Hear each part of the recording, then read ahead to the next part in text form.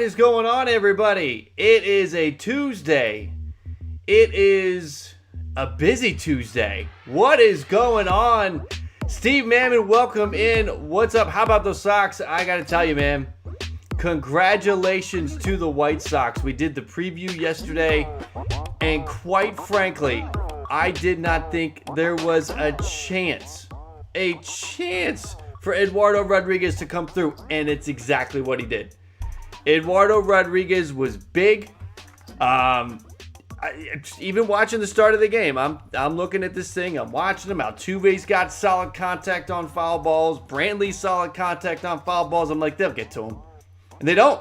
They don't. Straight up. The Astros bats were not there. Eduardo Rodriguez really stepped up. He was terrible at home this year. He was bad in his 2 games against the Astros. And here he goes. A big game. White Sox. We'll talk about the White Sox in a couple minutes. We can certainly do that. But I really, hats off, just kind of, starting off the show, hats off to Eduardo Rodriguez, because I didn't think they had a chance. I honestly did not think that Eduardo Rodriguez had a chance. An ERA close to 6 at home. Been roughed up twice. It just didn't look good. That time on the wrist thing, yep. That was pretty good, and I actually do have some thoughts about that. And, I was going to start with the whole, sort of Boone thing, but we can start right there. I mean, this whole thing, it almost is why the media kind of annoys me. And what I mean by that is, after the game, you've got a situation where Verducci's right there, and he's doing his job. He's got to ask. He's got to say, tell me about the play. Tell me about this whole thing. And, Eduardo Rodriguez apologizes. Don't apologize for that. Don't apologize at all for that. Go out there and listen. I don't think he owed anybody an apology. Here's the clip. If you haven't seen it. This is the clip, and now I give the manager credit, Correa. You see him out here, Correa, telling Rodriguez to cut that out because, right, you don't want to give any motivation to Carlos Correa or the Houston Astros. But I don't understand why he's got to apologize for that. I don't understand why Eduardo Rodriguez had to apologize, and then Carlos Correa is asked about it, and he's talking about how, well, it's part of the game. If I'm going to dish it out, it's okay, because if I'm going to dish it out, I have to be able to take it. Yeah, but I guarantee you, if you're in between Carlos Correa's ears, it wasn't okay. He saw Eduardo Rodriguez do that, and he was like, if I face you again, if we have to meet up. So that was game 3. So the way things line up, Eduardo Rodriguez would pitch Game 7. If this gets to a Game 7, that's going to be big.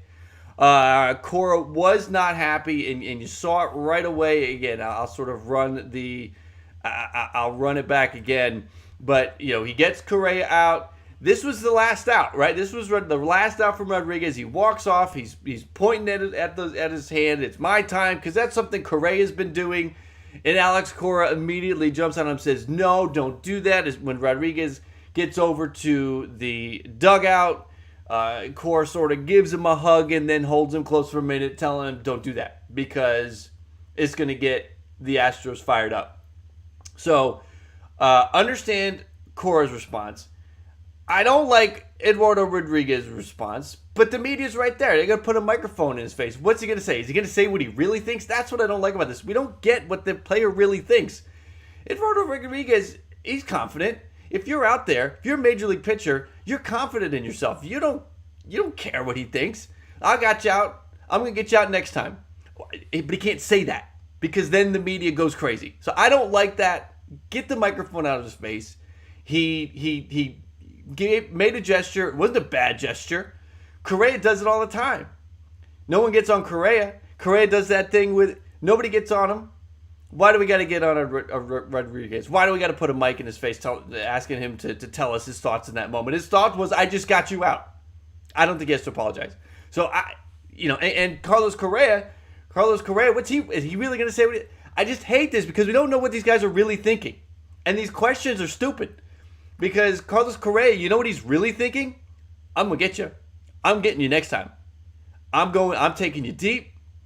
And as I round second base, when you glance back at me, I'm pointing at my wrist. That's what Carlos Correa really thought.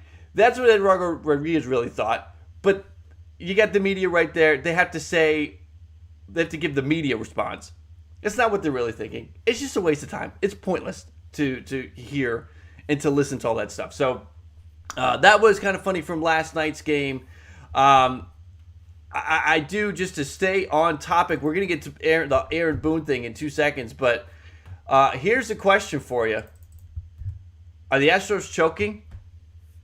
Because I think they are. The pitching, anyway. At least the pitching. Because the pitching came into this thing looking good. Framber Valdez, 2 starts against the Red Sox. He pitched well against them. Luis Garcia had 1 start, had pitched well. Garcia was at home, where he had been very good this year, and he gets rocked. And then last night, Jose Urquidy, we went through all the numbers. And we talked about what the Red Sox needed to do to win, and they did exactly what they needed to do. They had to jump on Urquidy. They had to do it quick, and they did. By the second inning, the game was over, 6-0. The OPS now, we looked at it again. The OPS was the first inning that the OPS was high, but he was in that second inning. It was the fourth batter. It was Verdugo. That Verdugo at bat turned things around. I think it was a 10 or 11 pitch at bat. Alex Verdugo down, I think it was 0-2, right? Works that to a full count. It just seemed to change things. It just seemed to change things from that point forward. So Alex Verdugo really gets things changed. Jose Urquidy from that moment on doesn't look good, doesn't look right. Jose Urquidy ends up getting roughed up, and Urquidy came into this with all the confidence in the world. He'd been good on the road. He'd been good against the Red Sox. He was good at certain points through the lineup. He was good with his pitch count. Everything was good for Jose Urquidy, and he absolutely just choked it, just blew it. 3 grand slams trumps the hearing problem, Correa. Yes, that was the 3 grand slams. What is we had the first major league team in the history of baseball with 3 grand slams in one postseason, I think it is, with the Red Sox. So their bats are on fire. That's the question. Are the Astros, is their pitching choking, or are the Red Sox bats just that hot right now? We know they're good. When JD Martinez is on, and Verdugo and Devers, they're good. We're going to dive into the matchup for tonight in a minute. We'll take a look at who's good, who's hot, who's not. Most of the Red Sox bats are hot right now. Again, it's only been 3 games, but the bats are there. They're jumping on the fact that this pitching isn't working out for Houston. It worked out through the regular season, but it is not working out right now. I guess it doesn't work when you have a bunch of second and third year guys trying to carry you through the postseason. It's not their fault. McCullers is hurt, but trying to get through the playoffs with Garcia, who's a rookie, Urquidy, who's in his 3rd year, Valdez is in his 2nd year, and now they're going to go to Zach Greinke. And what does Zach Greinke have left? Let's get back to the conversation of the Astros and Red Sox in 1 minute. First, I want to talk about it because it was the breaking news this morning, and it is that Aaron Boone is back. 3-year deal. In my opinion, absolutely no question that he was going to be back, that he should be back. Let's take a look at Boone. His 4 years in the Bronx, 328 and 218. He has a pair of 100-win seasons. Now, Yankee fans would argue those were his first 2 seasons. He has not reached. Listen, 2020, no, we didn't play 100 games, and this year it was 93 wins. But 2 100-win seasons his first 2 years in the Bronx. 2018, won the wild card game, lost in the division series. That was to Boston. The wild card game was Oakland. In 2019, they swept the division series but lost the ALCS 2020, they won the wild card series. They swept the Indians. Remember, that was impressive. You can't take that away from them. In 2020, the Indians were lined up. You had Shane Bieber, who was the best pitcher in the American League, so you figured they would get through that. They ambushed Shane Bieber in that wild card game. They won the wild card series because it was a best of 3. They lost the division series, and then they lost the wild card game this year. But Boone is back, 3-year deal. This is his track record with the Yankees. And quite frankly, my opinion on this is, who else were they going to get? Okay, who else is out there for the Yankees to go and get? Boone is the choice. Boone is the choice. They needed to the problem was the hitting, and I put that on Eric Thames. I don't put that on Aaron Boone. They fired the hitting coach. So they're going to bring in a new hitting coach, and that should fix things for the Yankees. But Boone's the right choice. What else are you going to get? If you don't have Aaron Boone, what do you want? Do you want Petty, Mike Schilt? Do you want clueless Chase Tingler? He was the choice. It's Aaron Boone and nobody else. You're going to go out and try to do what the White Sox did and go for Bochy or go for Buck Showalter or somebody like that? No. Because here's the problem the White Sox are in with La Russa. When La Russa is done after a year or two, like how long, the longevity of the coach is important. La Russa is next year, maybe the year after, and that's it. Okay, at most you were getting 3 years with that head coach, and then you have to go try to find a new one. With Aaron Boone or a young coach, you have some longevity there. You don't want to have to be trying to find a head coach every 2 or 3 years. The White Sox are going to be in that position either after next year or the year after, because there's no way La Russa is staying there long term. So you're going to have a situation with the White Sox. So why the Yankees are not going to go out and, again, go get Buck Showalter or go and get Bruce Bochy, because then they'll be looking for another new coach in 2 or 3 years, regardless of how well that coach does, because that coach is not in it for the long term. So you have Boone, who's done well. He's proven that he can win. He can deal with that pressure, and that's a big deal. So I think it was the absolute slam dunk, home run, grand slam move to bring back Aaron Boone. There was nobody else. You bring in Russell Martin. The Yankees go on a 5-game losing streak, and he's buckling under the pressure. You have a guy who's shown he can deal with the pressure. I like Aaron Boone in this situation. I think it's the right move to bring him back, and I think the Yankees. You don't wonder, if you're a Yankee fan, about moving forward if you have Aaron Boone in the in that head coach manager situation. So wanted to get my thoughts about Boone. I think it's the right move. There's nobody else. Who else would you rather have? There's just nobody out there. Yankee fans, if you're catching the replay of this and watching this portion, comment below. Who else would you want? I can't imagine there's anybody else that really. It's got to be a short list, and really there's no names. There's no one out there. So it was definitely the right move. So Boone is back. We talk about Rodriguez and Correa. We talked about the Astros choking. We're going to get into the previews in just a minute. But before we get into the previews, this is it for the Dodgers, right? This is do or die for the Dodgers. They don't win tonight. I understand it's 3-0. Obviously, the deck is stacked against them, down 3-0. But they have no hope after this. Last year, they came back from down 3-1. This time, if they lose, they'll be down 3-0, and just no chance. Without Max Muncy, without a competent Justin Turner, with Trey Turner struggling, there's nothing. They have to win tonight. And good for them, they got Walker Buehler.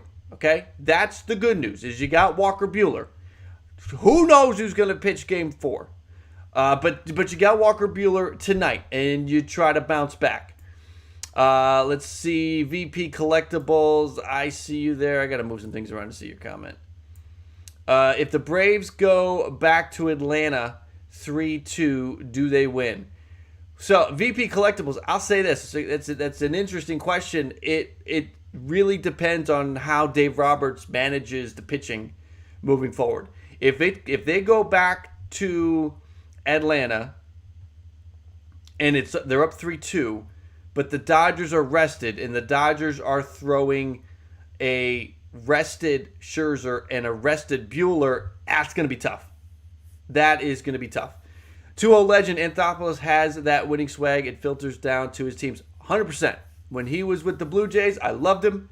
He is an aggressive GM. He wants to win. He doesn't want to wait around.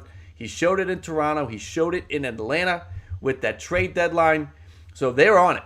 And I think that the Braves are poised. They definitely have a better situation with the pitching. Right now, you compare Red Sox and Astros, the Red Sox pitching has the advantage. Dodgers and Braves, the Braves pitching has the advantage. Braves throw Charlie Morton, Dodgers throw Walker Buehler, that's good. But again, who's pitching Game 4 for the Dodgers?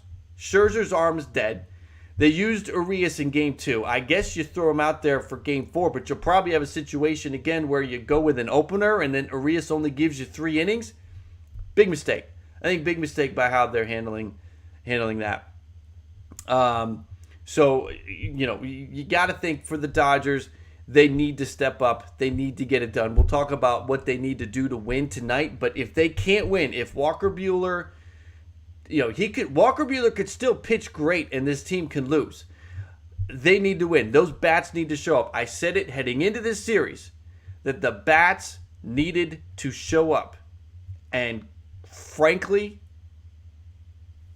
they haven't. Would they score 2 runs in the first game and 4 in Game 2? You hope 4 can get it done, but the Dodgers got to get it done. They need to score more runs. They need to jump on the pitching here. So let's do that. Let's let that lead us into the NLCS Game 3 preview with the Dodgers and let's move some things around here. Where is my notes? All right, the Dodgers and the Braves. Again, Steve, Robert started a press conference that Game 5 is relievers only. Yeah, I mean, so what's Game 4? Urias? I talked about it yesterday with Urias. I don't like using him in relief. Those are high leverage pitches. It's not like just having him throw on a day or pitch on a day that would have been a throwing day. So I don't like Urias. Obviously, you'll see Urias in Game 4, but I don't like him set up for this. Game 5 relievers only makes sense, just the way that things have been handled so far, and they're sort of down. They don't trust Gonsolin, and Kershaw is hurt. I mean, the Dodgers were supposed to come into the postseason. Remember, it was supposed to be Buehler and Kershaw and Bauer, and and then you have Urias, and then you develop, May or Gonsolin or somebody like that, and it just didn't. They haven't. Let's dive into this. Game 3 of the NLCS. If you're hopping into this, we're going to put some timestamps in. So if you're hopping into this on the replay, Dodgers fans, if you think you got a chance tonight, hit that like. Braves fans, if you're going to put your foot on the neck of the Dodgers, if you feel good, hit that like, and be sure to subscribe if you're new. Who do we have winning this one? Does LA climb back into the series, or does Atlanta take a commanding 3-0 lead? Luckily for the Dodgers, it is heading out west. The Braves have walked it off both times, Games 1 and Game 2. So that's the beauty of being home. LA gets that this time. Playing well on both sides. Steve, right on. That Giants series, it is haunting the Dodgers. All right, so who's playing well? For the Dodgers, Taylor's doing well. Will Smith is doing well. Corey Seager is doing well. On the Braves, Rosario, Albies, Jock Peterson, Austin Riley's been killing it. Who's struggling? And this is the problem. No Muncy for the Dodgers.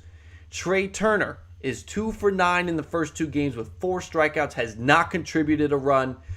Pujols 0 for 5, Pollock 1 for 8, Betts 1 for 7. Now Betts has a couple steals and has scored a couple runs, but just 1 for 7. The Braves are getting by. Here's something to consider. The Braves are getting by. Freddie Freeman has struck out 7 times. Freddie Freeman is 0 for 8 with 7 strikeouts, and the Braves are up 2-0. Just think about that. Swanson is 1 for 7. Duvall 1 for 6. Darno 1 for 6 with 3 strikeouts. So the Braves are getting by without Freddie Freeman, and that's a big deal.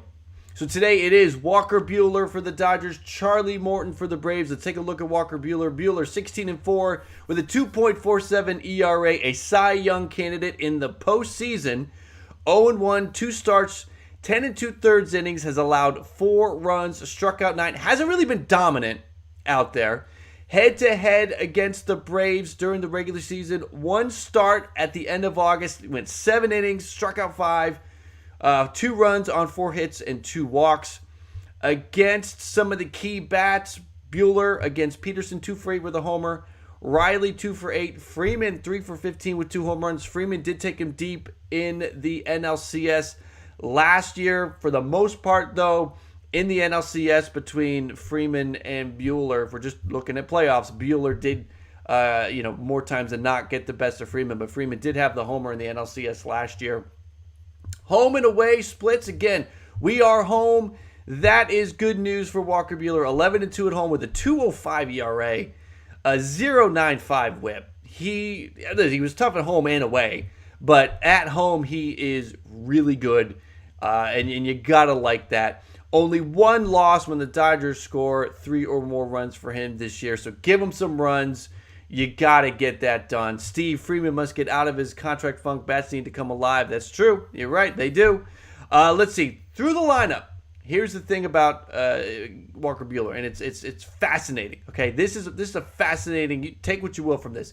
First time through the lineup, opposing hitters are hitting 153. That sounds right.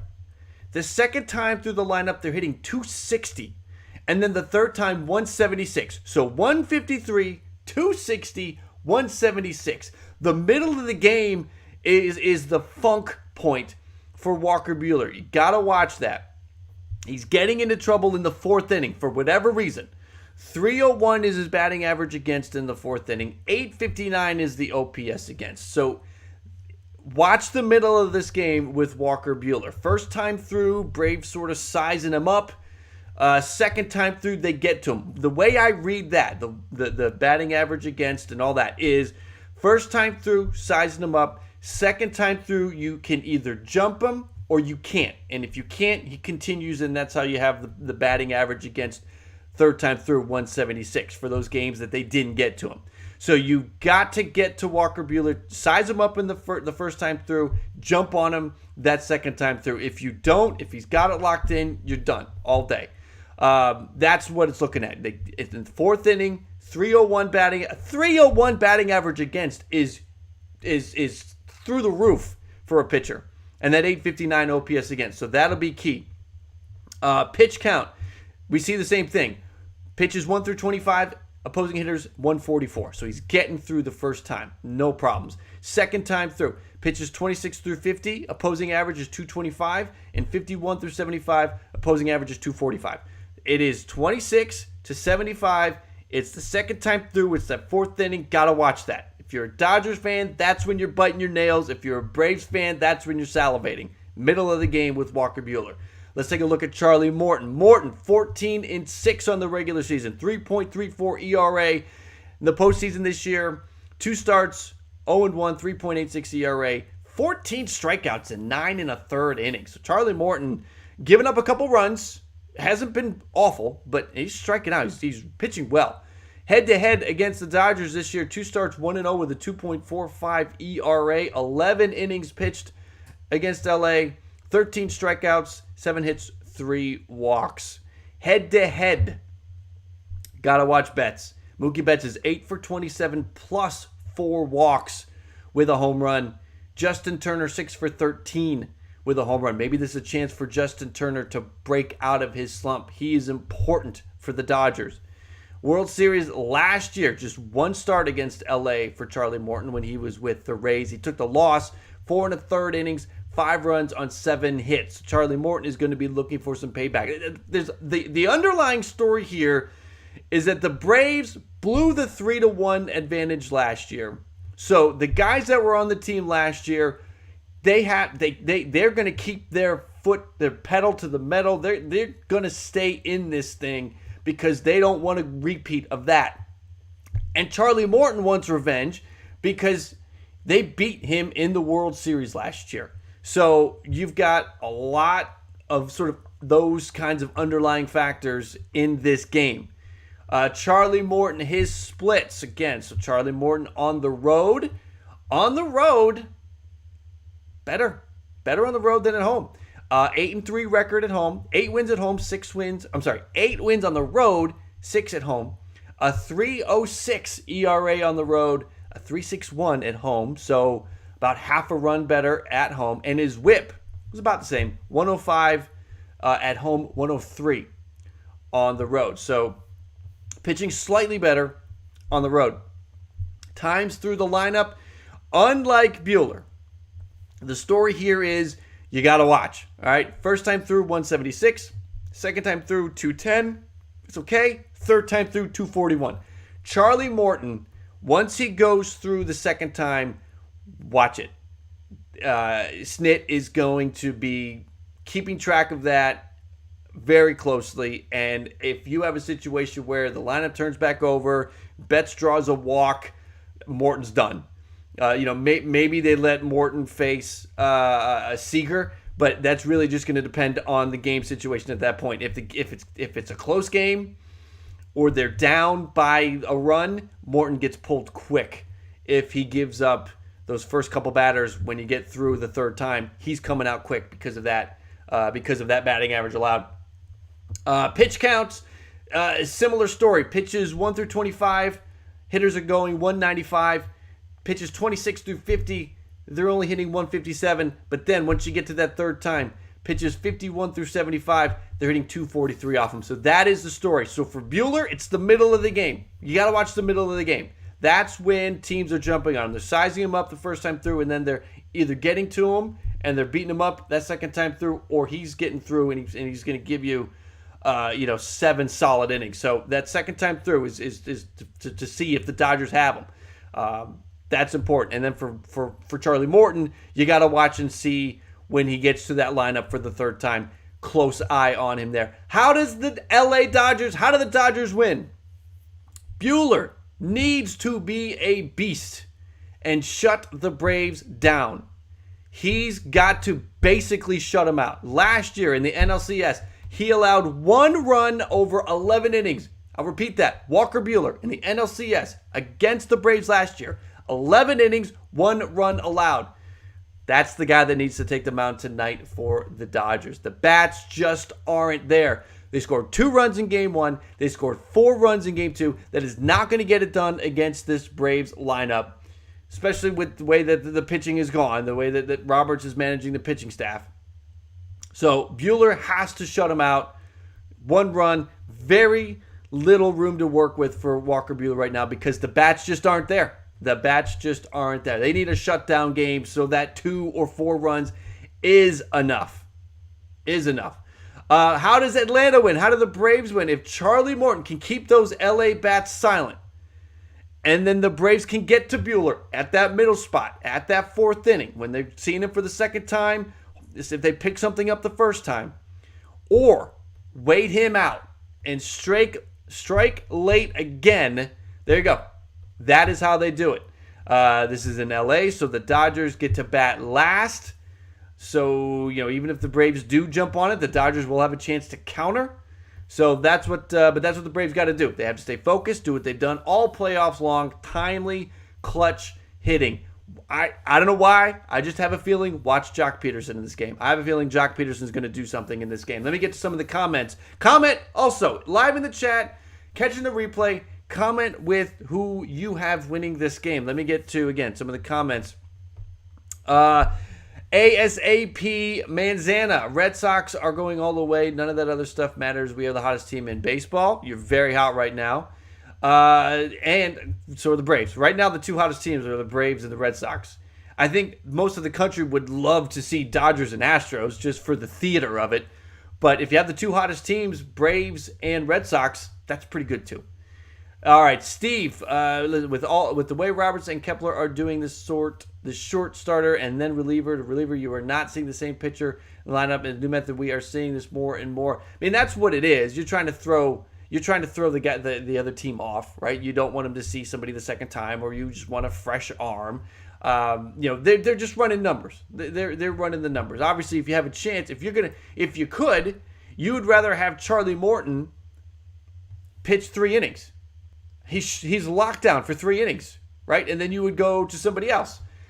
You'll take what he does the second time through with that 210 opposing average, but you don't want him the third time. That's where you go get somebody else who has the opposing batting average down at 150 the first time through. So they're running the numbers, but to a point, the pitcher needs to be able to pitch, hold stuff back, change things up, adjust throughout so that they're still able to get batters out. And a lot of pitchers just aren't able to do that. They keep running the same stuff out. They show their hand the first time through. So the second time through, they've got no surprises. That is part of the problem. That's what was jumping on Blake Snell. That's why his batting average against was through the roof by the time you got to him the third time, because he'd shown you everything. You got to hold something back so that the hitters, you can still surprise them. It's like a football game. In a football game, you make second half adjustments, because if you do the same thing you did the first half, the other team's prepared for it.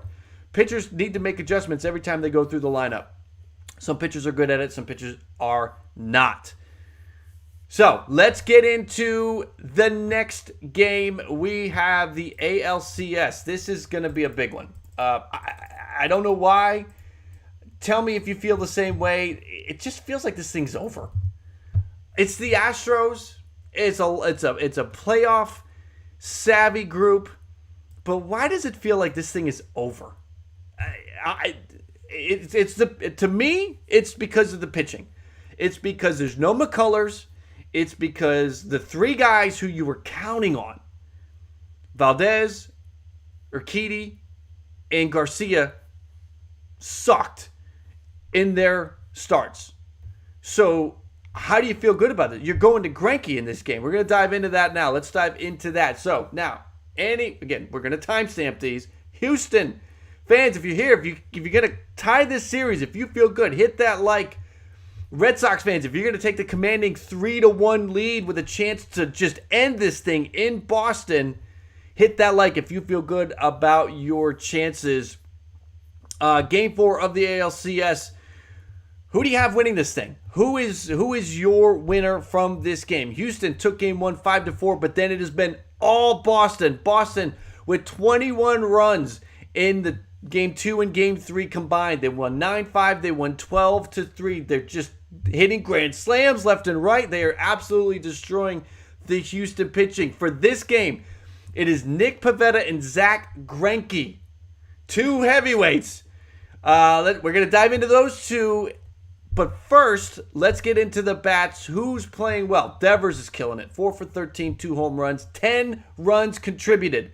Guys, I don't think that's a stat. It's something I made up. Runs contributed. That's your runs scored and RBI combined. Runs contributed. Did you drive it in or did you score it? 10 runs contributed for Devers. Kike, 8 for 13, 3 home runs, 7 runs contributed. JD Martinez, 4 for 13, 2 homers, 6 RBI, 3 scored. He's contributed 9 runs. Verdugo, 4 for 11. And in my opinion, Verdugo turned the game around against Urquidy. Urquidy was cruising, retired the first 4. Verdugo came up, was a problem, and Urquidy could not bounce back. So Verdugo, 4 for 11. Schwarber, 3 for 13 with a homer and 6 runs contributed. On the other side, Correa, 4 for 12 with a homer. Alvarez, 3 for 10. Gurriel, 5 for 10. And Tucker, 3 for 10 with a homer. Who is not? For Boston, there's really only one guy, and it's Xander Bogaerts. 3 for 13, 7 strikeouts, just 1 run contributed. Jose Altuve is 1 for 12. Brantley is 2 for 12. Bregman is 2 for 12. That's a problem. That's a big problem for Houston. Maldonado is 0 for 6, but you don't care about his bat. Those guys, Altuve, Brantley, Bregman, that's the top of your lineup. not getting it done. That's a problem. Let's get to the starters. Again, Nick Pivetta is going for Boston, and really the reason why it's Nick Pivetta is, listen, he pitched well against Houston earlier, but they also have the luxury of being up 2-1 with a ton of momentum. So during the regular season, Pivetta 9-8, 4.53 ERA. In the postseason, 2 appearances, both out of the pen against Tampa, 8 2/3, 11 strikeouts in the postseason. Head-to-head against Houston this year, talked about it just a second ago. Took a loss, but 6 innings, 9 strikeouts, 2 runs allowed, 3 hits, 2 walks. If he does that again with the lineup the way they're playing right now, that's a win. So his one start against Houston was a good one despite getting the loss. And combined, this is also interesting to note, Astro hitters, current Astros, are only 7 for 32 with 11 strikeouts. Just 190 against Nick Pivetta. Nick Pivetta could shut it down tonight. Home and away. Pavetta's actually better on the road, but so was Eduardo Rodriguez, and that didn't matter. On the road, Pivetta is 3.75 with his ERA, and at home it's 5.4. Again, we saw a similar swing with Eduardo Rodriguez, and it didn't matter. The whip at home is 1.44 compared to 1.17 on the road. So you would almost rather have him on the road, but they're going to start him out here, and they're going to look to get the same performance. Listen, the Eduardo Rodriguez performance last night, if you didn't do the deep dive into the numbers, you figure he stepped up.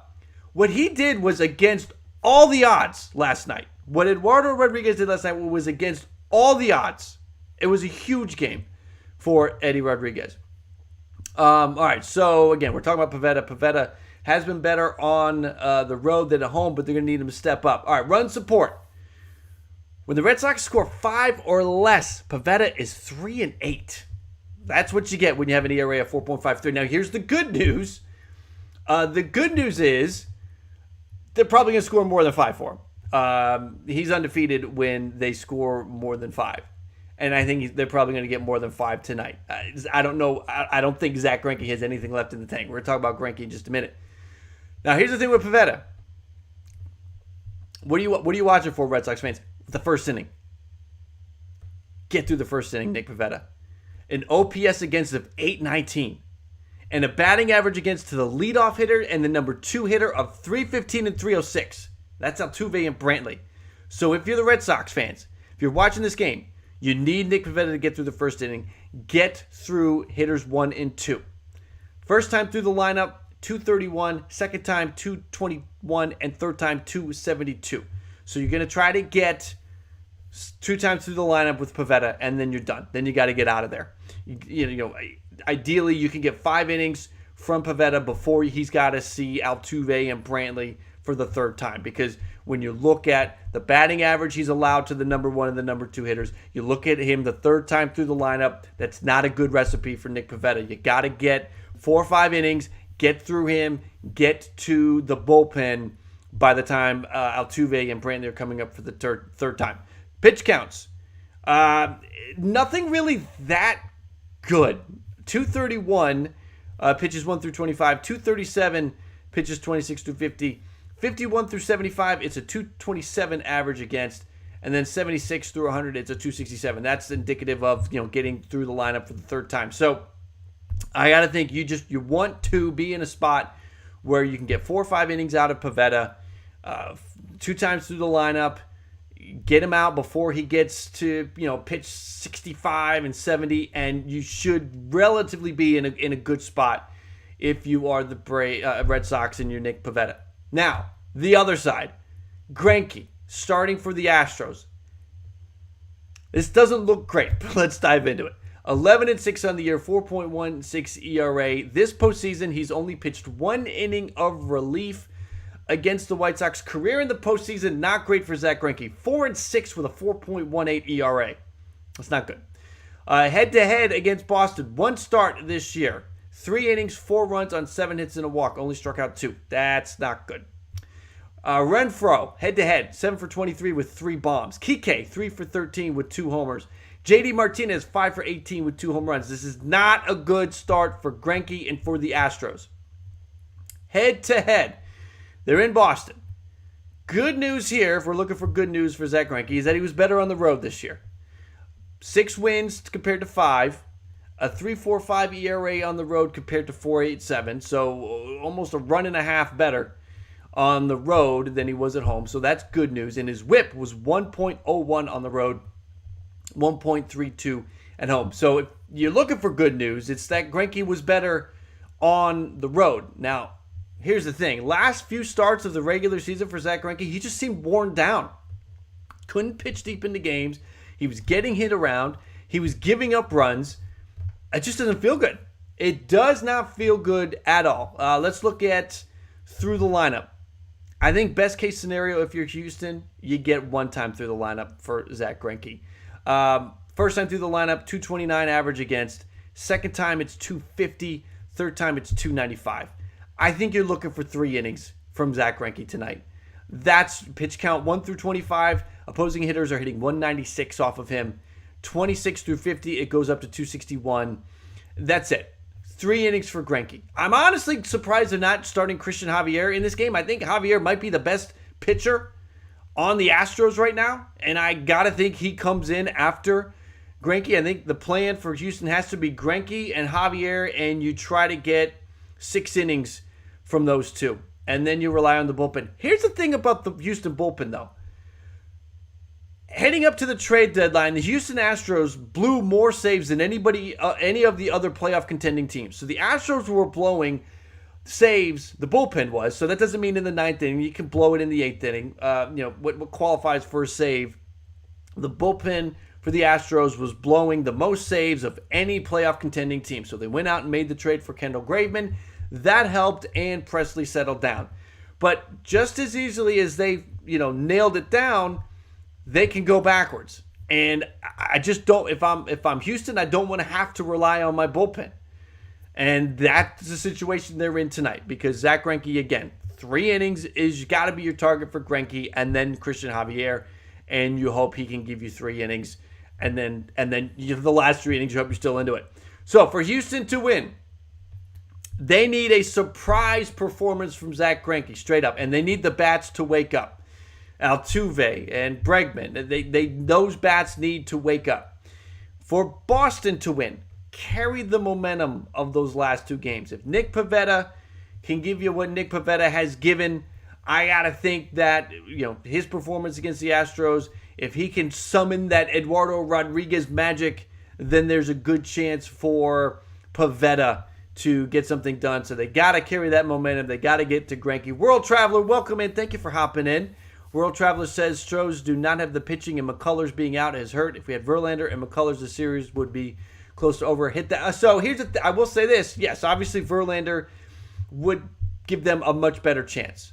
No doubt about it. And McCullers being out, that's a problem. Because what you could be doing is you could be using Valdez and Garcia to strengthen the bullpen. But they don't have that luxury right now. Those guys have to start. So the Astros pitching could be the undoing here. We know those bats are clutch. They have all of that postseason experience, but I don't think they have the pitching. The pitching has completely let them down. Despite, again, Valdez pitched well against the Sox during the regular season. So did Garcia, Urquidy as well. They all had the numbers to say, okay, they could probably get this done. And they haven't. They just haven't. If Boston gets up 3-1 in this series, it's over. It's too late for the Astros when they don't have somebody right around the corner that they can lean on to save the series. It'll be too late for the Astros when you look at that pitching situation. Just nobody around the corner to save the season. Again, Javier, if you can get a surprise performance from Greinke and get 5 innings, hold Javier and start him in Game 5. Because, again, I think you can argue Christian Javier is the best pitcher on the staff right now. He hasn't pitched since Game 1. It was 2 innings, 2 good innings. Depending on how long Greinke can go, I think you see Javier. But if you're a Nationals fan, you just hope by the time Javier comes in, if you have to go to him, Greinke hasn't given the game up yet. The Red Sox have been ambushing the pitchers. By the first couple innings, the thing's over. They've hit a grand slam already. That's the way the last 2 games have gone. By the time the second inning is over, the Red Sox have already hit a grand slam or 2. That's trouble. And it just, you think about those lefty bats, Schwarber and Verdugo, and Schwarber, Verdugo, Devers against Zach Greinke. That's just, those guys, I'm sorry. They are going to feast. They are going to feast on that one. So, comment below. Comment in the chat. Who do you have winning this game tonight? Not the series, but tonight. Who takes it? Boston get the win, or does Houston tie this thing up at 2? If Houston ties this thing up at 2, the narrative changes. The narrative changes. It's a whole new series if it's tied at 2, because moving forward, Houston gets the home field advantage back, because the next 3 games go Boston, Houston, Houston. So, in terms of who's home. So the narrative completely changes depending on who wins this game. It's a huge, huge game. All right. Again, everybody that is here, thank you for being here. We got some more to talk about. We're going to dive into some free agent talk. We did the poll last night. A good amount of you wanted to talk about some free agents. We are going to talk about free agents. Before we get into that, make sure to hit that like. Subscribe if you're new. If you're finding the channel for the first time, make sure to subscribe and come back. We do the live stream. This is day 2. The plan is, though, and we'll be back again tomorrow, is 11 o'clock, Monday through Friday. We're here for about an hour. Maybe we'll go a little bit over if need be. So if you're enjoying this and you want to come back, make sure to subscribe. Hit the alert so you get the notification for when we are on. And again, hit that like. Hit that like. It's a great way to show support for the stream, for the video, for the channel. I appreciate all of the support that we have had throughout the life of the channel. So thank you guys again for being here. All right, let's get into the team. So we're going to talk about free agents. And yesterday we talked about the re-sign, players that need to be re-signed. Let's talk about the needs. What do the teams that are out there need? And I've identified key needs. We do have a comment from World Traveler. Boston has faced rookies with no previous postseason experience with the Rays and bad injured pitching series. No way they win the World Series. Braves and Dodgers both have much better pitching. Well, here's what would be interesting. I don't like the way Dave Roberts is managing the pitching staff. If the Dodgers are somehow able to get back against the Braves and it's the Dodgers and the Red Sox in the World Series, I don't like how Dave Roberts is managing. I know that the Dodgers have better pitching than the Astros, but I don't like the way that he's managing the pitching. I think he might screw it up. So that would be interesting to watch, but the way we're going, I hate to say it, we got Game 3 and Game 4, but both of these kind of feel like they're over. So let's get into the free agent talk. We're talking about team needs. If you're here with me, what does your team need? What do you want your team to get? Comment below if you're watching the replay, if you're catching the timestamp, hopping into this part of the content. What do you want?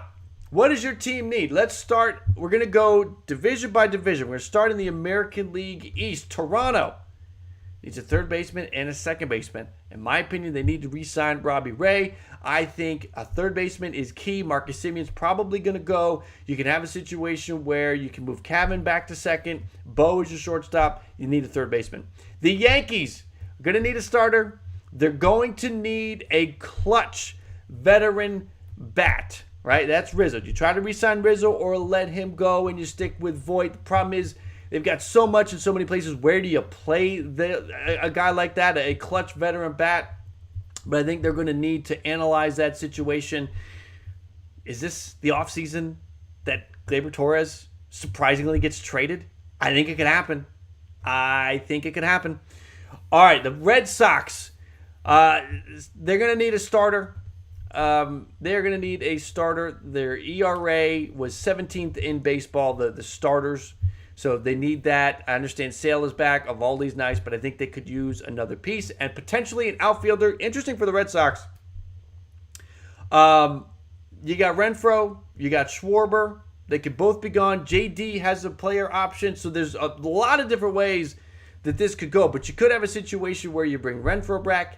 Renfroe, he could be your right fielder. Schwarber could come back. You put Schwarber at first.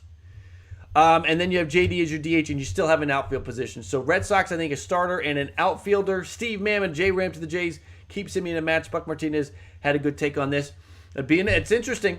That is interesting. I think that there is J-Ram is a good deal, and certainly that offense would be unbelievable if they did that. You take Mats over Ray. If they're bringing Simeon and J-Ram, I would take it. All right, good. Good. Thanks for bringing that up, Steve. Tampa starting pitcher DH. They need a standing piece. What if Patino doesn't work out? What if Boz has growing pains? So they need a starter. The DH. Listen, they've got 5 outfielders and 2 first basemen, so maybe they don't need a DH, but if they can get an upgrade, I think they do it. The Orioles starter. I'd like to see them pair a decent arm with John Means, in my opinion. Let's see. The White Sox second baseman. If they don't pick up Cesar Hernandez's option, and they need a starter to replace Carlos Rodon. If he leaves, if they can bring Rodon back, then they're good. Let's see. Steve Glibber's to the Savannah Bananas for a banana and a name to be later. They got to do something there. World Traveler. Correa stays with the Astros. His wife is from Texas. She says she wants to stay. Correa said he is willing to stay if the deal is fair. I think there's a better chance that Correa stays, despite what he has said, than he leaves. That's my opinion on that. I do think the better chance he stays. Twins are going to need a pitcher, starter, a middle infielder, DH. Maybe they have a reunion with Cruz. It'd be good for them to bring back Pineda. They could go for an impact arm. They got to have a bounce back season, so they cannot sit this out. They have to make a move here. They need to make a big move. Cleveland, they could use an outfielder. Right now, the outfield is Straw, Naylor, Mercado, Zimmer.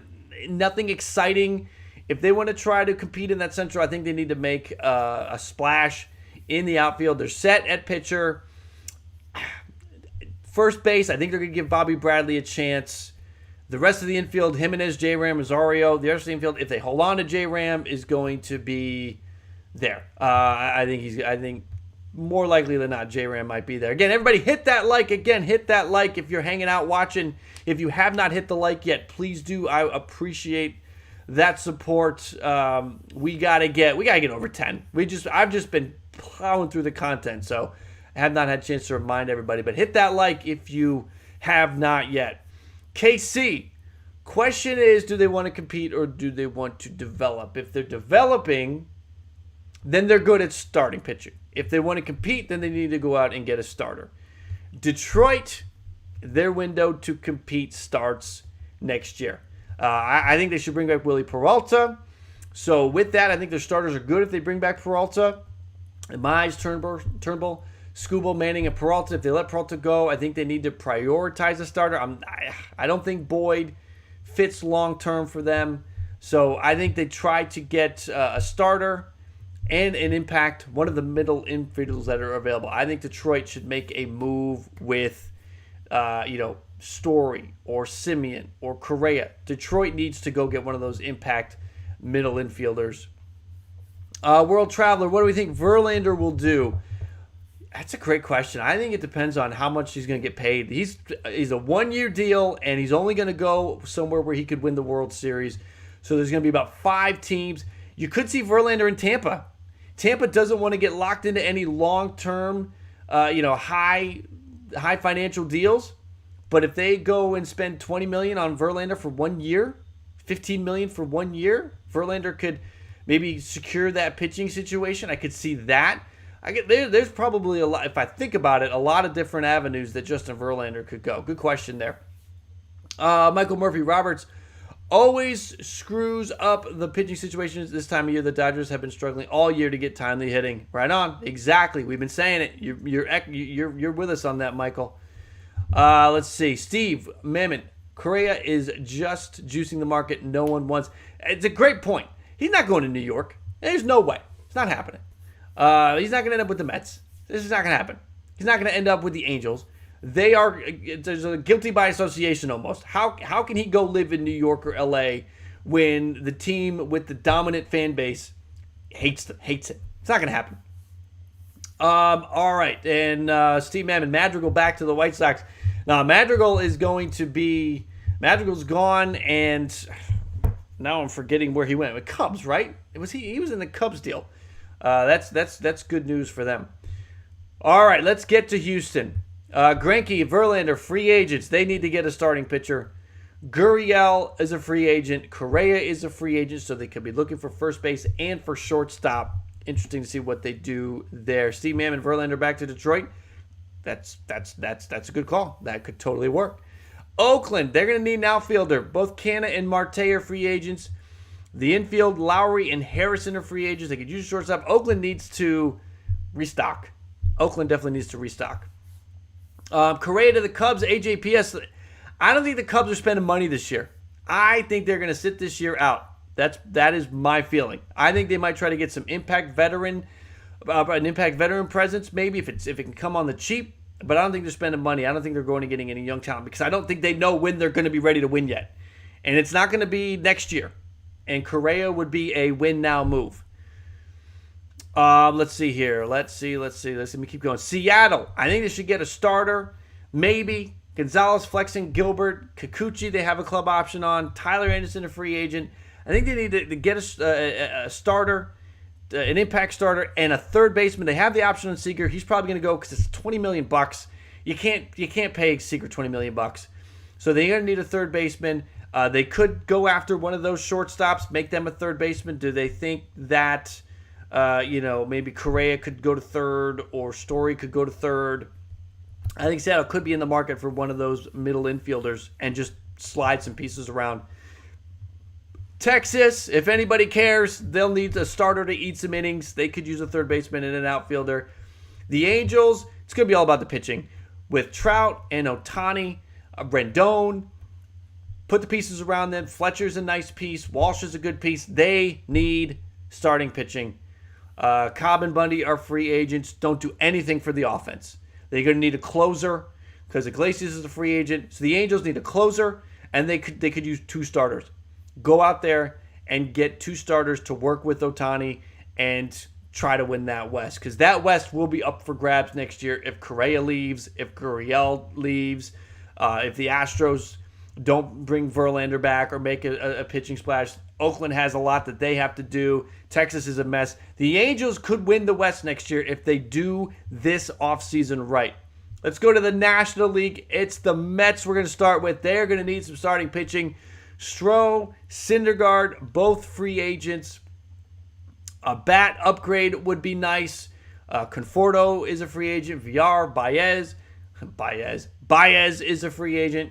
So I think they want to grab a starter. They probably try to re-sign Stroman. I think they could use an upgrade with the bat in the bat department. They probably give the qualifying offer to Conforto, so he'll be back. I think they should try to re-sign Conforto and Baez. Conforto with the qualifying offer and bring Javi Baez back. Steve Mimmin, how about Corey Seager filling in for Corey Seager could definitely end up in Seattle. Definitely. I have a feeling. This is my feeling. Listen. Come in close.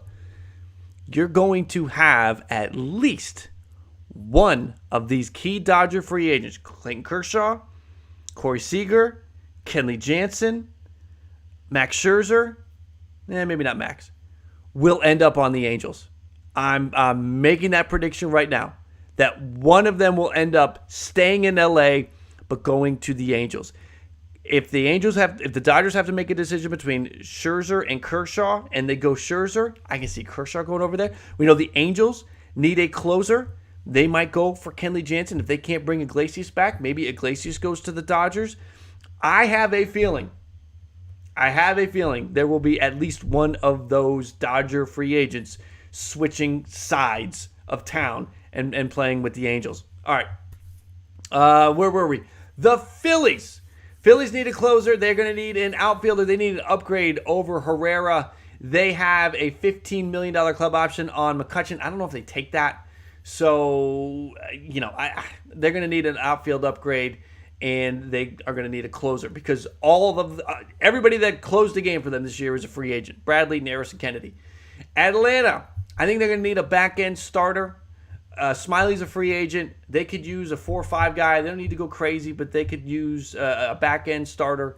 Maybe an outfielder. Soler, Rosario are free agents. Jock, Peterson, and Duvall have mutual options. And when does Acuna return? So you could see them making a move with outfield if they can't re-sign those guys. And first base, Freddie Freeman. That's just something that has to happen. World Traveler, I'm with you. It is hard to see Kershaw in a different uniform, but someone's going to the Angels. I just have a feeling.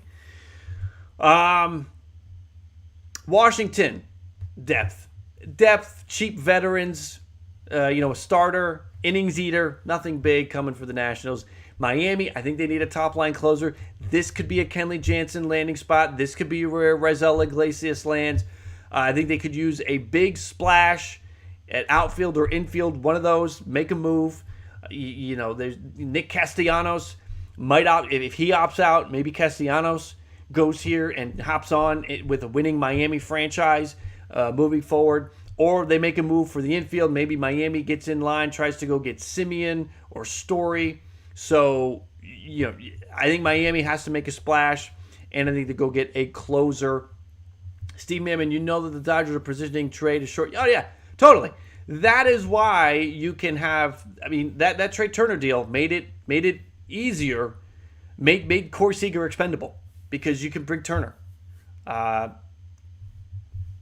If you have to wait out Trey Turner, Corey Seager, you take Trey Turner every day. Corey Seager gets hurt too much. Trey Turner gives you lightning fast speed. His bat is great. You take Turner over Seager. And yes, Lux is your second baseman. Steve, totally, 100%. Let's get to the Central. Cardinals, they need the back end for that rotation, or go get a high ceiling starting pitcher. Happen Lester are free agents. They just add some depth. The Milwaukee Brewers, if JBJ and Garcia decline their options, I think they need to go get an outfielder. They need to re-sign Garcia. That's what the Brewers need to do. That's their team need. Re-sign Garcia. The Reds, outfield, but only if Castellanos leaves. If Castellanos stays, if he picks up that player option. Outside of outfield, I think maybe some starting pitching depth. The Pirates, listen, the story for the Pirates, the Nats, and the Cubs, it's all the same. Depth. Just add some depth. Get some cheap veterans, some starting pitchers to eat innings. Nothing big. That's the deal with the Pirates. That's the deal with the Cubs. That's the deal with the Nats. If any of them go crazy, do something, then it's an avalanche and they're making 5 moves. But I don't see it happening for either of those 3 teams this year. For the Dodgers. Kershaw and Max are free agents. Jansen's a free agent. Chris Taylor is a free agent. It goes on and on. Chris Taylor could end up with the Angels. That's another one. But I think they'll need a starting pitcher or 2. They'll need to obviously get a closer and a utility guy. Sort of like what Kike was, what Chris Taylor is. I think they could definitely use that. And, I don't have shortstop listed because they could slide Trey Turner to short and have Gavin Lux at second. DC Music, I just chimed in. Who do I think the Angels will land? Well, I was just talking about it. I think the Angels are probably going to find themselves with at least one Dodger. I think they could end up with Seager. They could end up with Taylor. More likely they end up with a pitcher. So they could end up with Jansen. They could end up with Kershaw. I think the Angels are going to end up with somebody in that department. They need to focus on the pitching. Angels need to focus on the pitching. They really don't need to do the hitting. So Chris Taylor, Corey Seager, that'd be a waste of time.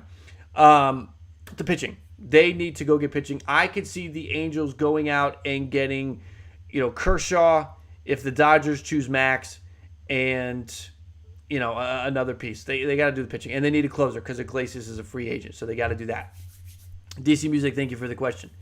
Okay, where are we at? We're done with the Central. We're getting to LA. We talked about that. They're going to need starting pitcher. They're going to need a closer. They're going to need a utility guy that they can plug and play anywhere like Chris Taylor. Giants. Listen to this. Basically, the rotation are all unrestricted free agents. Gausman, Wood, Descalfani, all unrestricted free agents. I am coming to the Padres. Padres are next, Steve. So you got Gausman, Wood, Descalfani, all unrestricted free agents. Could you see Descalfani? What if the Angels go and get Kershaw and Descalfani? Or they go insane and they go get Gausman and Kershaw. That could happen. I don't think they need to go that far. But the Giants, Gosman, Wood, Descalfani free agents. Cueto has a $22 million club option, so there's no way he's coming back. So it's Logan Webb and a bunch of empty spots, blacked out player silhouettes on the depth chart for the Giants and their starting rotation. That's going to be interesting. I think the Giants need to bring back Gosman. So the Giants need a starter. Belt is also a free agent, so they need a first baseman, second base, or an outfield upgrade. Chris Bryant is a free agent. Do they try to bring him back? Can they bring somebody else back? Does San Francisco maybe go and get like a Starling Marte if they don't bring Bryant? They've got a lot of pieces, but I think they could use either an upgrade at second base or in the outfield if Bryant goes. San Diego. San Diego's interesting. So they don't have a ton of free agents. They do not have a ton of free agents. You've got a closer need. If Melanson and the team don't work out the mutual options, a mutual option for Melanson for closer. If he's back, then they're good. They need an outfield upgrade. Pham is a free agent. Profar has a player option. I got to think Profar just takes that thing to stay on. But they need... Pham is gone. You had letdowns this year in that outfield. Myers didn't give you what you hoped. You didn't get what you hoped from Grisham. Pham... The outfield was kind of a disappointment. They had Tatis out there, so because when they brought Frazier in, so listen, they need an upgrade in the outfield. I don't think having Tatis in the outfield is a long-term solution. Maybe it is, who knows? But I think they need an outfield upgrade. I think they tried to trade Hosmer this offseason, and then you can move Tatis back to the infield because you move Cronenworth to first, and then Frazier's your second baseman, and then the infield is set, and the outfield is where they could use the upgrade. You're still probably going to have Will Myers. You're still going to have Trent Grisham, but you need something else. And maybe this is a Starling Marte landing spot. Maybe this is could you see one of the Dodgers going to the Padres? Could you see Chris Taylor switching sides and going and getting a regular outfield gig for the Padres? So they're going to need an outfield upgrade. They're going to need a closer if Melanson is gone. The Diamondbacks, they need second base. They need third. They need right field. They need a miracle. The Rockies could use a catcher. They're going to need a shortstop with Trevor Story leaving. They're going to need an outfielder. They got a lot of outfielders, but I think the Rockies actually were not that bad with everything considered. And they're bringing back C.J. Cron, and they're bringing back John Gray. Story's going to go. The Rockies actually didn't do that bad this year. The Padres only, now this maybe is more indicative of the Padres, but the Padres only finished with a few more wins than the Rockies. I would have thought the Rockies and the Diamondbacks both would have been pushing 100 losses. The Rockies hung in there. So you add those pieces. If they can sign a good catcher, there are not a lot of good catchers available. But maybe they go and get Yan Gomes, who will be available. And for shortstop, I don't think they're going to go spend a ton of money. I don't think they're going to get any of the big names. But maybe Andrelton Simmons, who is a free agent, he's sort of fallen off the radar in terms of all the shortstops available. Maybe Simmons can go and do well in that Colorado air. So you can have Simmons as short. And for the outfield, there are a lot of good quality outfielders. Like what if Mark Canha? If the Rockies add Gomes, Simmons, and Canha, and they keep the pieces, I don't know. If the Padres stumble again next year, the Rockies leave the Padres. But the problem is, even if the Rockies leave the Padres, it still means they're missing the playoffs. So, I don't know. The Rockies are in a tough spot. All right, let's go. I do see some comments. I want to get to you guys. Let's see. DC Music. I hope you're still here, buddy.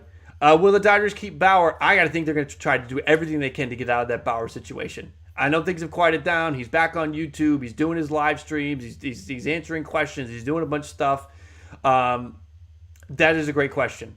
There was word that the Dodgers, the clubhouse, didn't care for him to be back. So, but it's his option. He has the player option. It'll be very interesting to see what happens. What if Trevor Bauer's on the trade market this offseason? Listen, this offseason is already going to be absolutely insane with all of the free agents that are out there. If you throw in, we're talking J-Ram, and we're talking Bauer, and we're talking Gleyber Torres trade rumors, and if the Luis Castillo trade rumors fire back up, oh my God. This offseason, dude, I might as well just hit go live and just stay live all the time because it's going to be insane. So, thank you, DC Music, for the thought about Bauer. World Traveler, I think the Giants need to stay away from much platooning. They need more stars in that lineup, at least 1 or 2 more stars. So, yeah, bring back Bryant. That's the way to go. I think that at least gets one of those things done.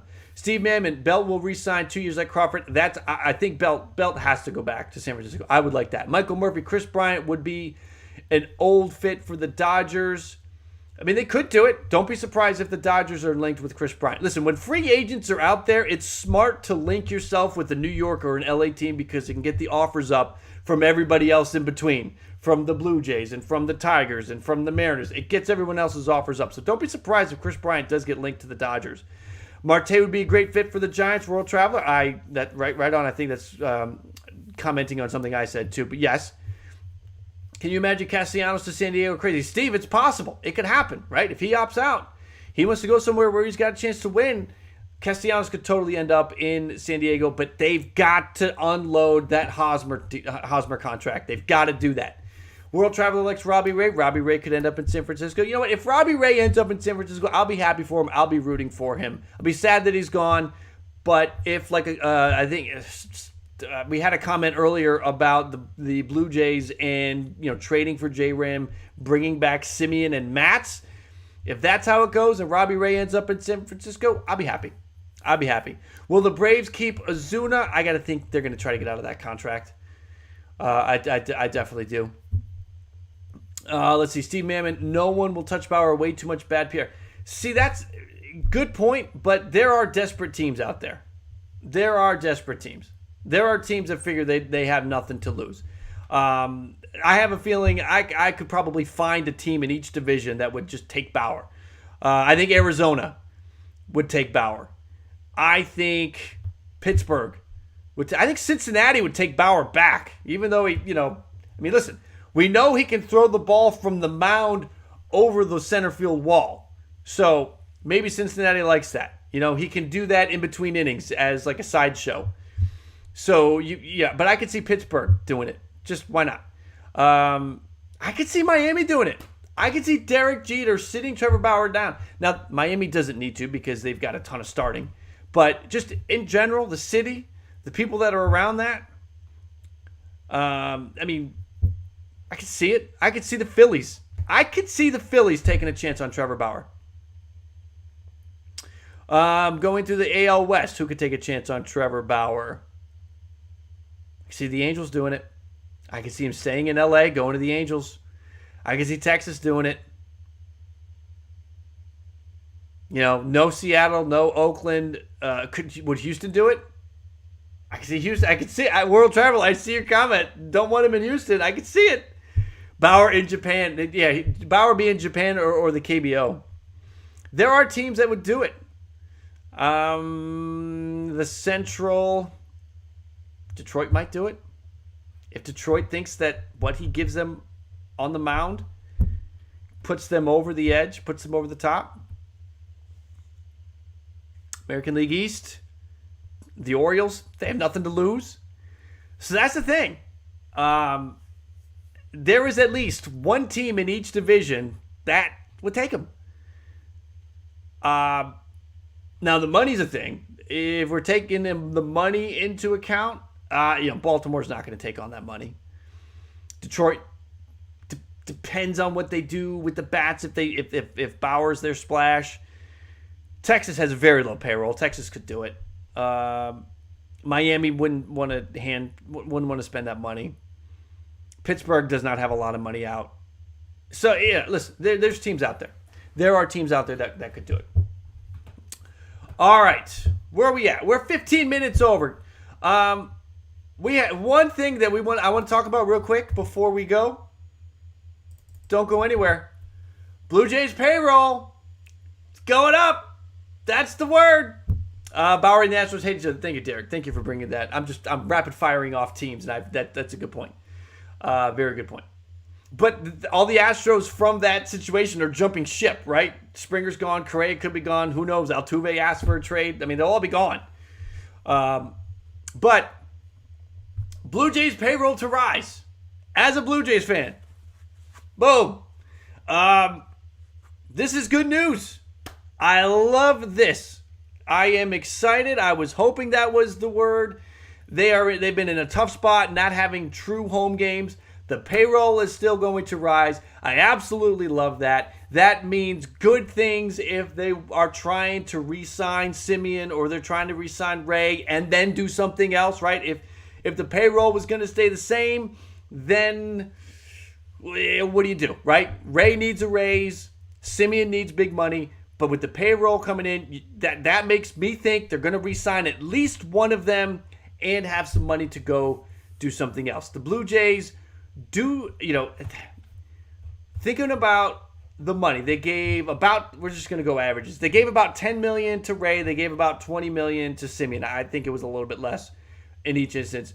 But with if you're saying the payroll is going to raise, that means, again, there's money to re-sign them and there's money to do something else because the players that are coming, the free agents for Toronto, the key free agents, the guys that are making money, it's Ray, it's Semien. I'm trying to think off the top of my head any other players that have Blue Jays free agents. Let's pull this up real quick. I'm trying to think who else they have making any money. Kind of piecing together what the Blue Jays could do. Let's see. Let me do this. Okay, so we've got. Here's the deal with the Jays. Semien, $18 million. Dickerson, $9.5. Now they didn't pay $9.5 for Dickerson. He came over. They just picked up what was left. Ray, $8. Yates, $5.5. He's done. Matt's $5.2. That's gone. Phelps, $1.715. Dice. Okay, so if you're looking at the payroll rising for the Blue Jays, Semien made $18 million. So if we're keeping the salary we had last year, if you want to re-sign Robbie Ray, if you got to pick between Ray and Matz, you give Robbie Ray what you gave Marcus Semien. Marcus Semien was $18 million. Give Robbie Ray $18 million for a couple years. Spotrac has Ray's AAV market value at just under 18. So you give Robbie Ray 18, okay? You're still in a spot where you have not raised your salary yet, or you haven't raised the payroll. So then you're looking at Yates is coming off the books, 5.5. Matt's coming off the books. So you're at 10 right there. You have Robbie Ray's 8. So you have 18 there to play with just to keep the payroll even. So if they do that, there's $18 million that they can go out and give a free agent. Marcus Semien is going to cost more than that. Marcus Semien is going to be $25 million a year. If they're raising the payroll, they can bring Marcus Semien back. If Yates is gone, which we don't need, Jays don't need Yates anymore. And here's the good news, Jays fans. Simber is coming back. Simber is not a free agent. Richards is not a free agent. You got Romano for another year. You got Merriweather. You got Barucki. Like, they're good. So you have a situation where the bullpen that you were trusting down the stretch, those guys will be back. All right, so you take that 5.5 from Yates, you invest it elsewhere. You can let Matz go. The rotation without Matz could be this. You got Ryu, you got Ray, you got Manoah. There's 3. You got Barrios 4. You got Pearson 5. You don't need Matz. We don't. Now, if they bring back Matz, then they got to re-sign Semien, if we're talking about where money's going. But that's the situation. You don't need Matz. You have 5. You got to let Nate Pearson start next year. So you have 5 starters just like that. Boom, done. There's your 5 starters without Steven Matz. So they can put together 5 starters. Good. And again, there is a way. If the salary is, if the payroll is increasing, you can bring back Semien, you can bring back Ray, you can, and you're good to go. Again, or there's the road of trading for J-Ram. Now, if they trade for J-Ram and bring back Matz and Semien and let Ray go, there's your increased payroll again. So it's good news, Jays fans. It is good news that they are going to be talking about increasing the payroll, because that is enough to bring back Simeon or Ray. And again, I think there's sort of dominoes that fall either way. And there's a chance you could bring back both of them. So that is the thought. Let me get to some of the comments. Let's see. Derek, lifelong Astros fan, but I love the Blue Jays roster. Bichette's my guy. Derek, love that. Thank you for that support. World Travel, the Blue Jays are such an exciting team. Springer finally put his house up for sale down here. Did he? Dude, Springer, I hope we can get a full season out of Springer next year. He was really good. They're at $114 million. Simeon match trade for J-Ram. Trade Scrubs. See what Ray wants. They can do it. Let's see. Astros all the way, but I love the Giants. Just checking through the comments, you guys. Just reading the comments. Long-term contracts. Well, see, Steve, there's a couple different ways they could go. They could try to do like a Fernando Tatis kind of deal with Vladdy. I mean, they know they're going to. I don't think they're going to do it yet because the Blue Jays are going to try to win the World Series next year. The Blue Jays are going to try to win the World Series next year. All right. They were good enough to make a run this postseason. You see what the Yankees did in the wild card game. Listen, they're going to try. Derek, I've talked about it. I think the Blue Jays would have to give up maybe 2 of their top 5, 3 top 10 prospects, and probably Biggio. It's a lot. It's a lot because after this year, you have him on the cheap for a couple more seasons. So for J-Ram, it's a lot. But the Blue Jays are going to be trying to win the World Series next year, and they're going to put the pieces together. So wait to pay Vladdy is what I'm saying. Wait another year or 2. If you're going to buy out his arbitration years and try to lock him up for 10 years, because Vladdy and Bo are the future of the team. They're going to lock both of them up. But wait, because you could go get some pieces right now that cost a lot of money, but will be off the books in a couple of years when you want to give those big paydays to Vladdy or Bo. That's what I'm saying. So you just wait. You could go sign a 1-year deal for Verlander. I don't know if they want to do that, but they could go do a 1-year deal for Verlander, give him $15 million, then he's off the books. They could do that. But if they go and they give Vladdy a big payday now, that would be trouble. Wait a year or 2. Take right now, spend some money, get some guys on maybe some short-term contracts that you can be out of. You know, that Grichuk contract will be done soon. He may be traded anyway. I think that should be the way that they go. All right, again, yes, definitely. If you are new, please subscribe, stay close, come back. We'll be live again tomorrow at 11, and it's not just the live streams. If you're just finding me the first time, yes, live streams are picking back up, but also the fully produced content. Right now, really, the only thing to talk about are these games. So, we'll kind of see. But when we get into the offseason, there's going to be a ton of live content and a ton of the fully produced stuff as well. Syndergaard to be a closer, they might need to. Could save his career. It could save his career. It's not a bad idea, Michael Murphy. So make sure to subscribe and hit that like if you are here and haven't hit the like yet. If you haven't used your like yet, please hit that like. It really supports me, supports the channel, supports the stream.